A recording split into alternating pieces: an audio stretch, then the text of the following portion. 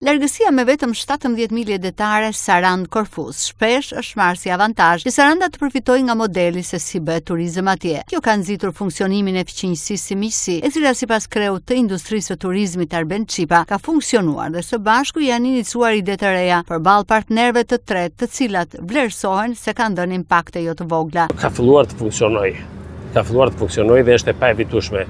Dhe kjo nuk varet as nga ne, nuk varet as nga Korfuzi. Por ne të dyja palët në bashkëpunim iniciojmë ide të reja përballë partnerëve tanë të tretë, të cilët kanë dhe burimin e turistit, le themi, burimin e vizitorit, dhe në këtë kuadër e kemi parë që ka funksionuar. Tashi ne nuk presim që ata çdo gjë që disponojnë të na delegojnë ne, po të njëjtin gjë po bëjmë edhe ne, nuk ja delegojmë atyre, por ka alternativa të ndryshme ose alternime, do thoshja më saktë, të cilat funksionojnë për të dyja palët.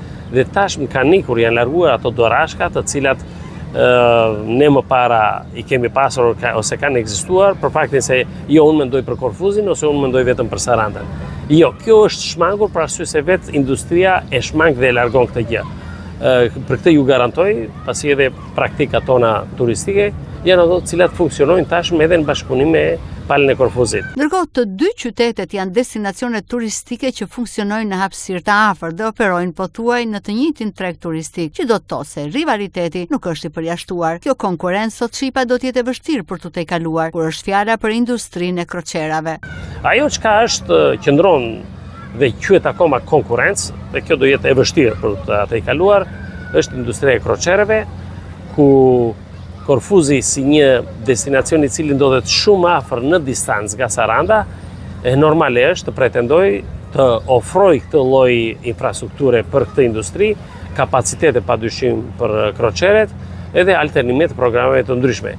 Pra fizikisht, edhe referuar edhe kohës fizike, nuk mund një kroqere të preki edhe Sarandën edhe Korfuzin po brenda një dite, ose një destinacion do të preket, ose tjetri.